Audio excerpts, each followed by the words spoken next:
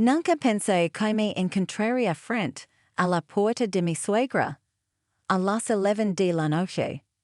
Nunca pensé que mis manos temblarían así.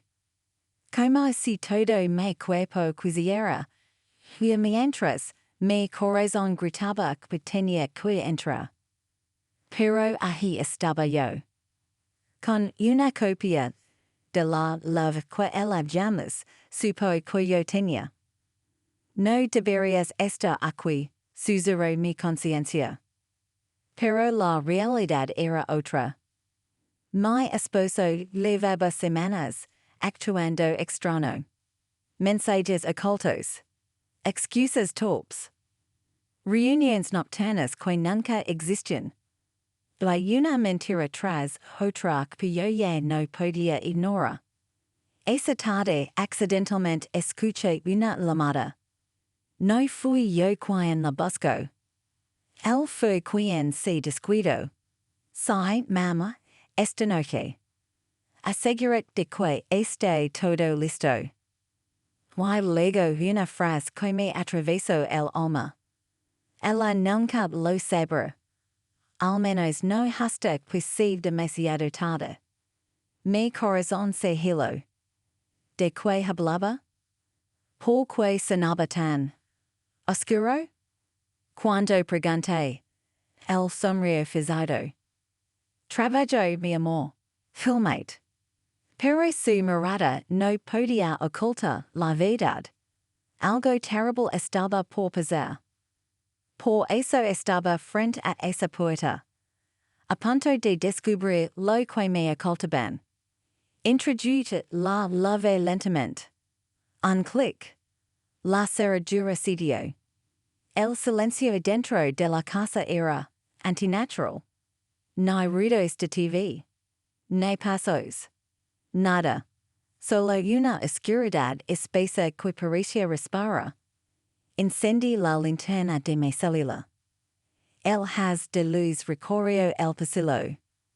Y mi corazón se aceleró cuando vi una sombra moverse al fondo. Me congelé. ¿Había alguien allí? Hola, susurré sintiendo ridícula. Silencio. Avancé con pasos suaves.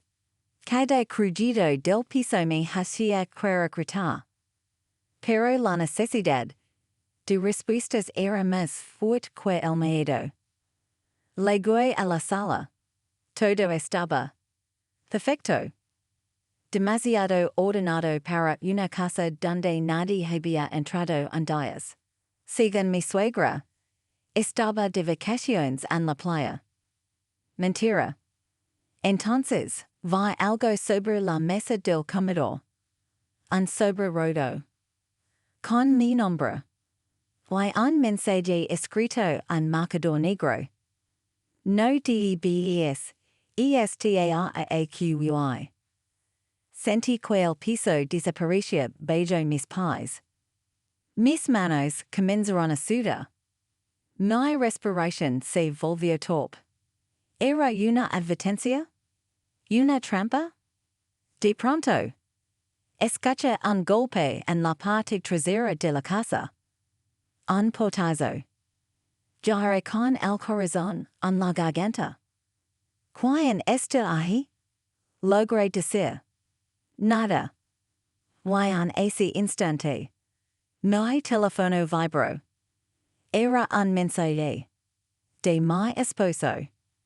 Sal de ahí. Ahora. Sentí un escalofrío. Recorre toda mi columna. Él sabía. Él sabía que estaba allí. Él sabía exactamente qué estaba haciendo. Me estaba vigilando. Me estaba siguiendo. Y entonces, antes de que pudiera moverme, una voz ronca y quebrada surgió desde la cocina. No deberías haber venido, Ana. Se me cayó el celular. El haz de luz se apagó. La oscuridad me tragó. I supe, en ese preciso segundo, Que descubriría un secreto que jamás podría borrar de mi mente. Un secreto que podría costar la vida. El sonido de esa voz me paralizó. Era como si alguien hubiera raspado mi nombre contra metal frío. Intenté respirar, pero mis pulmones no respondían. El silencio volvió. Pero ya no era un silencio vacío. Era un silencio que observaba, que respiraba, que esperaba. Logré recoger mi célula. La linterna volvió a encenderse con un parpadeo desesperado. ¿Quién está ahí? Mi voz sonó quebrada, infantil. Nadie respondió. Avancé hacia la cocina. El miedo me punzaba los pies. Pero algo me empujaba a seguir. Llegué al marco de la puerta. I lo vi. Una puerta metálica en el suelo. Una puerta que jamás había visto allí. Una puerta que conducía al sótano. Un sótano que yo no sabía que existía. No era una tapa típica de bodega. Era industrial. Nueva. Bloqueada con una gruesa cadena. Encima de la cadena, un candado brillante. Como si hubiese sido cerrado esa misma noche. Mi corazón golpeaba mi pecho tan fuerte que dolía. Mamd, died casi sin querer. Como si mi suegra pudiera aparecer iris. Pero no. Era peor. Sentí un susurro detrás de mí. No abres eso. Me giré de inmediato. Nada. Solo mi respiración. Y un frío que empezaba a doler. Me acerqué lentamente a la puerta del sótano. Quais dejarla cerrada. Quais salir corriendo. Pero algo dentro. Una voz que no era mía. Susurro. La verdad está abajo. Busqué desesperada algo para cortar la cadena. Mis manos temblaban al abrir cajones. Movicagas. Y en un rincón casi escondida. Una pequeña love. Como si me estuviera esperando. Retrocedí hasta la compuerta. La lava entró al candado como si hubiese sido hecha para mí. Un clic. Uno que sonó demasiado fuerte. La cadena cayó. Toma air. Tiré de la compuerta. Un olor húmedo y metálico me golpeó el rostro. Mi celular iluminó una escalera que se perdía en la oscuridad. Los escalones estaban manchados. Sangre? Óxido. Cada fibra de mi cuerpo me pidió que huyera. Pero ya había legado demasiado lejos. Bajé un escalón. Luego otro. El sonido. Foto. Uno. Dos. Tres. Algo se movió abajo. Pero no un algo pequeño. No un ratón. No un perro. Sono pasado. Humano. Llegué al final de la escalera. El sótano estaba casi vacío. Excepto por una mesa metálica. Una silla atornillada al suelo. Y una timara de seguridad girando hacia mí. El lesser ruido apuntó directo a mis ojos. Y entonces la luz del sótano se encendió sola. Se me encandiló por un segundo. Hasta que la imagen se volvió nítida. Y mi sangre se congeló cuando vi lo que había a mi derecha. Una jaula. Y dentro, una mujer. Amarrada. Amordazada. Golpeada. Con la mirada aterrada clavada en mí. So vos salio rota, apenas un hilo. Ayudame. Por favor. No dejes que él vuelva. Las lágrimas me quemarán los ojos. Quién te hizo esto, sucere? Ella trago saliva con dificultad. Tu esposo. I su madre. Yo dejé de respirar. El mundo se apagó por un instante. Porque esa mujer que suplicaba vida, era la exesposa de mi marido. A la que él dio, que había abandonado el país. A la que él dio que lo traicionó. A la que él dio, que estaba loca. No estaba loca. No se había ido. La tenían encerrada debajo de mi suegra todo este tiempo. Y entonces, desde detrás de mí, escuché pasos bajando la escalera. No uno. Dos. Y la voz de mi esposo. Te dije que salieras de aquí, Ana. Ahora ya es demasiado tarde. Me quedé paralizada al escuchar su voz. Ese mismo hombre que me decía, te amo cada noche. Ahora sonaba como un completo desconocido. Pablo bajaba las escaleras con calma. Demasiada calma. Como si esto no le perturbara en lo absoluto. Como si yo ni siquiera importara. Su madre venía detrás de él.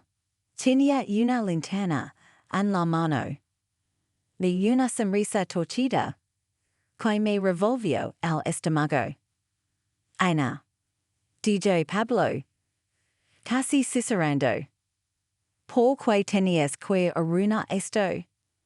Yo retrocedí hasta sentir la duela detrás de mí. El ruido metálico hizo que el dentro temblara aún más. ¿Qué es esto? Logré murmurar. ¿Qué la hicieron? Poa, QUA, ESTA, QI? Pablo suspiró como si estuviera cansado de mi ignorancia. Ella intentó destruirme. Me traicionó. Ella quería quitarme todo yo. La exesposa, con la voz quebrada, dijo. Es mentira. Él me encerró porque yo descubrí su negocio. CALLATG. Gritó Pablo, golpeando la jola. Yo salté del susto. Mi corazón se desbocó. ¿Qué negocio? Pregunté, sin apartar la vista de mi esposo. Él sonrió. Una sonrisa llena de orgullo. Y locura. El negocio que nos ha mantenido vivos todos estos años. Dijo acariciando la pared metálica. Oh Christ que yo vivía, de mi salario miserable. La madre intervino. Tu marido es un hombre inteligente, Ana. Sabe cómo conseguir dinero sin ensuciarse las manos. Pablo se acercó un paso más. Yo solo arreglo problemas. Le doy a la gente lo que quiere. Un desaparecido. Un enemigo en silencio. Una solución definitiva. Mi piel se erizó. Mi marido era un secuestrado. Un criminal. Un monstruo. Tu eres la siguiente si hablas, susurró su madre. Nadie te cría. Nadie te ayuda. Eres débil. Esa palabra. Débil. Ellos pensaban que yo era eso. Una muñeca obediente. Un adorno en su mundo de sombras. Me temblaban las piernas. Pero algo dentro de mi despertó. No ni voy a quedar calada. Died con la voz más firme que pude. Ella necesita ayuda. Y yo la voy a sacar de aquí. Pablo rió. Una carcajada que hilaria al infierno. Tu, la heroína, Ana, Farino. Tu no eres nadie. Me agarro del brazo confusa. Sus dedos se clavaron on mi piel. Haz lo que yo diga.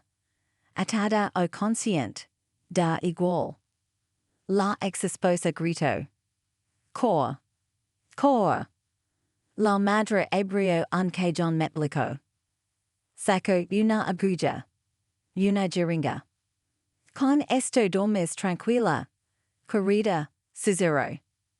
No tuve tiempo de pensar. Empujé a Pablo con todas mis fuerzas. Trepezo y cayó al suelo. La jeringa casi rozó mi cuello cuando me giré para escapar. Subí los escalones como si el fuego me persiguiera. Ana. No veas a ninguien al lado. Rugió Pablo detrás de mí. Legué a la cocina. Y cerré la compuerta del sótano. Eché la cadena desesperada. La puerta vibró. Golpes desde abajo. Gritos. Yo lloraba y gemía. Pero no me detuve. Corrí hacia la salida. Tomé las llaves del coche de mi suegra que estaban en un cuenco. Y cuando abrí la puerta principal, una silueta me bloqueó el paso. Era un hombre alto. Con una mirada fría. Y un tatuaje en el cuello. Pablo gritó desde abajo. Hano la DDGS ESCAPR. Es NUESTOA PRORAPI de El hombre sonrió tosado. Tu noche va a terminar aquí preciosa. Y dio un paso hacia mí. Me quedé helada. Es hombre con el tatuaje en el cuello tenía una sonrisa. Fui solo tienen las personas que han visto.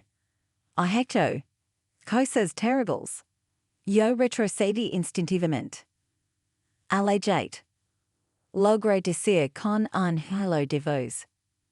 Él se rió bajito. Un sonido que me revolvió el alma. No sabes en lo que te metiste, muñeca, digo. Tu esposo y yo tenemos un negocio que funciona muy bien. Y tú estás arruinándolo. Sentí ganas de vomitar. Tú también, Cesare. Tú también secuestras gente. Él hizo un gesto teatral de sorpresa. Oh, ¿ya lo descubriste? Qué pena. Ahora tendrás que quedar con nosotros. Dio un paso más hacia mí. Yo busqué con la mirada algo. Lo que fuera. Para defenderme. Y lo encontré. Una pesada estatua de porcelana sobre una mesita. Tomé la figura con ambas manos y, sin pensarlo, se la estampé la cabeza con todas mis fuerzas. El golpe resonó en toda la casa. El cayó hacia atrás, aturdido, gruñendo. Maldita. Alcanzó a decir. No esperé ver si se levantaba. Salí corriendo hacia la puerta. Pero en cuanto la abrí, otro hombre estaba afuera, esperando. Mirando como si yo fuese un objeto más a capturar. Tu esposo dijo que podríamos divertirnos contigo, sonrió. Intenté volver a cerrar la puerta. Pero dejó una bota dentro, bloqueándola. Me quedé atrapada. Dejé empezar, supliqué, desesperada. Claro, respondió. Después de ti. Y empujó. La fuerza me hizo caer de espaldas al suelo. El sonido desde el sótano seguía. Golpes, gritos.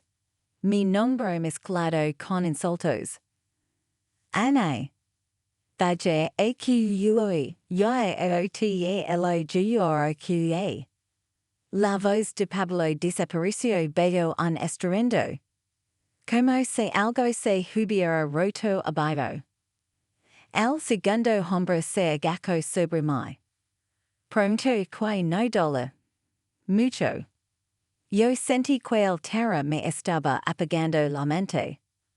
Pero entonces, algo dentro de mí se incendió como una furia que nunca había sentido. Recordé a esa mujer, en la jola.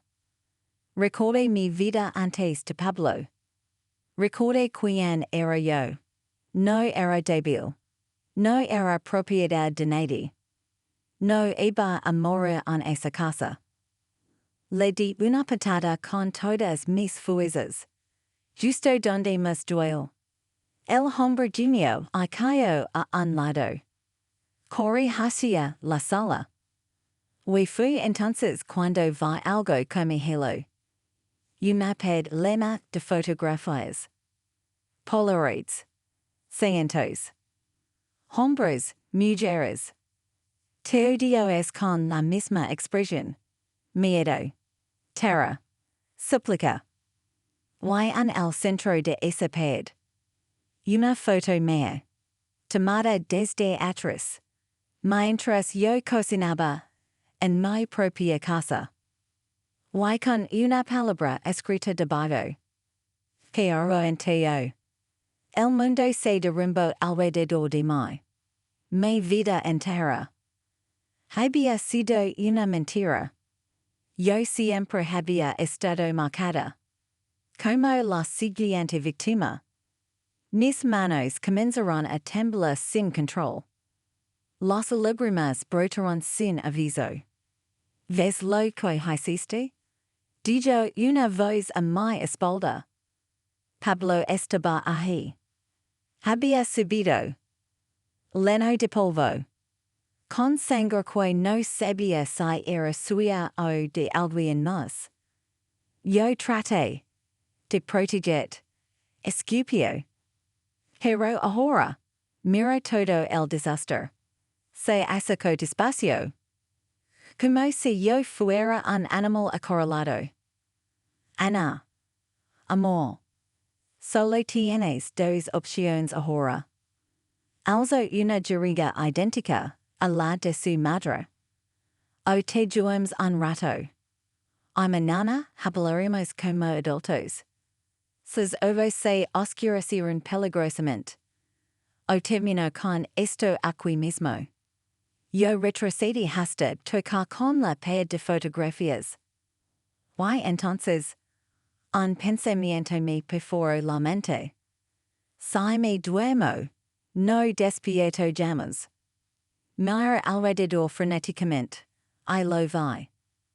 El cuchillo de cortar pastel. Que mi suegra había dejado sobre la mesa. Toma el cuchillo. Pablo alzó la jeringa. Y el tiempo se detuvo. El terror se convirtió en guerra. No volvas a tocarme. Dije con los dientes apretados. Y me lancé hacia él. Me lancé hacia Pablo sin pensar. El cuchillo brilló bajo la luz tenue de la sala. Él reaccionó rápido. Demasiado rápido. Y me sujetó la muñeca con una fuerza brutal. No hagas esto, Ana, gruñó. No tienes idea de lo que haces. Yo traté de zafam. Pero mi fuerza se iba con el miedo. Te llamo. Grit. Tú eres un monstruo. Al acercó la jeringa a mi cuello. La aguja rozó mi piel. Yo solo. Quería protegernos. Susurró, mintiendo una vez más. Pero antes de que pudiera clavármela. Algo cayó detrás de nosotros. Feline. Ambos voltimos. Era la madre de Pablo. Tendida en el suelo. Sangre saliendo de la frente. Y detrás de ella. La exesposa. Liber. Con las manos temblando. I la cadena rota on colgando de una muñeca. No sé cómo lo logro. Pero en ese instante fui mi salvación. El ajadio. Cor Ana. Ahora. Pablo la empujó contra la pared y ella cayó de nuevo, gimiendo. El segundo fue suficiente para zafar. Clave el cuchillo en su brazo. El grito de dolor. Me arrastra hacia atrás, temblando, empapada en lágrimas. Pablo se sujetó el brazo. Su mirada se volvió completamente inhumana. Tú pagas por eso. Su tono no era de un hombre dolido. Era de un depredador. Trate de correr hacia la puerta. Cuando vi algo que me detuvo en seco. Sobre el sofá. Una carpeta negra. Con mi nombre. Ana. Y debajo. Una palabra escrita en rojo. Proesto. Mis manos se movieron solas. La abrí. Fotografías mías. Desde antes de conocerlo. Reports médicos míos. Cuyo llamas había visto. Seguimientos. Ubications. Días. Horas. Y lo peor. Un contrato. No era un contrato cualquiera. Era un documento de propiedad humana. Con mi nombre como activo. Y la firma de mi suegra como responsable. Me quedé sin voz. Tu vida me pertenece. Dijo Pablo a mis espaldas. Me giré lentamente. ¿Qué es esto? Logré balbucear. Él sonrió como quien presume un trofeo. Nunca fuiste elegida por casualidad, Ana. Tu padre te entregó a nosotros hace años. Un golpe en el corazón. Mujer la exesposa. Que asentia con desesperación. Es verdad, susurró. Tu padre necesitaba dinero. Y ellos compran personas. Te prepararon para ser la perfecta. Mis rodillas fallaron. Caí al suelo. Toda mi vida. Toda mi felicidad. Fue una transacción. Pero tú arruinas todo, escupió Pablo. Te volviste demasiado fuerte. Demasiado independiente. Demasiado difícil de controlar. Apretó la jeringa. Así que vamos a empezar de cero. Dormes un tiempo. Y cuando despiertes, ya no recuerdas nada. La exesposa gritó. No. Ana que haré. Ahora ya. Yo estaba en shock total. Paralizada. Hasta que Pablo se lanzó hacia mí. Y fue entonces. Cuando la puerta de la casa. Estaló en 1000 pedazos. Hombres con armas irrumpieron. Luces cegadoras. Gritos. Órdenes. Pero le sé. No southeast ni van. Pablo trató de huir hacia el sótano. Pero uno de los agentes le disparó a la pierna. Cayó, retorciéndose de dolor. La suegra lo raba. Los secuaces gritaban. El caos lo llenaba todo. Sentí una mano firme sostener mi hombro. Tranquila, dijo una voz profunda. Estás a salvo. Levante la mirada. Era mi padre. Mis lágrimas rotaron al instante. Pap, susurré, desmoronando. Él me abrazó fuerte. Perdóname. Por no haber llegado antes. Yo apenas podía hablar. ¿Cómo? ¿Cómo supiste? Mi padre me miró con un dolor enorme. Porque tu esposo no había comprado solo tu vida. Y entonces de lo que cambió todo. También había comprado la mía. Me quedé mirando a mi padre, sin poder entender. ¿Qué quieres decir? Pregunté con un halo de voz. Mi padre cerró los ojos. Como si el pasado le doliera demasiado. Cuando tu madre enfermó, yo no tenía dinero para salvarla, seguro. Tu suegra se acercó con una oferta. Un préstamo sin intereses. Solo que no fue un préstamo. Me ahogué en lágrimas. Me vendiste. ¿A los? Mi padre apretó mis manos. No lo sabía. Creí que solo querían ayudar. Que te darían una vida mejor. Pero cuando quis pagar, me dijeron que tú ya eras hart del acuerdo. El dolor en su rostro era peor que el mío. Lo intenté. Durante años intenté recuperar. Pero cada vez que me acercaba, me amenazaban con destruir. Solazaba como un niño. Lo siento tanto, Vida. Lo abraqué con todas mis fuerzas. No podía odiarlo. No después de ver cuánto había sufrido por mi culpa. Los policías esposaban a Pablo. Él me miró con rabia y desesperación mezcladas. Todo era perfecto. Gritaba. Tú eres perfecta. Eres en el proyecto. Yo le sostuve la mirada. I no sentí miedo. Sentí pena. No soy un proyecto, dije con firmeza. Soy un ser humano. Y se acabó. La madre de Pablo lloraba mientras la subían a la patrulla. No entiendes. Era un negocio familiar. Ella debía ser nuestra. Mi padre la encaró. Ella no le pertenece a nadie. La exesposa fue sacada en Camila. Al verme, tomó mi mano. Gracias. Gracias por bailar. Eres la primera que intenta ayudarme. Lo siento por todo lo que viviste, le susurré. Nadie te va a encerrar jamás otra vez. A la loro. Una oficial se acercó.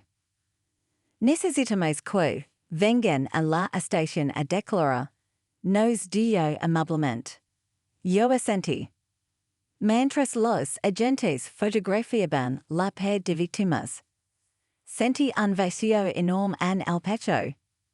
Pero también una paz que no sentía hace mucho tiempo. Mi padre me ayudó a subir al coche policial. Antes de entrar, miré la casa una última vez.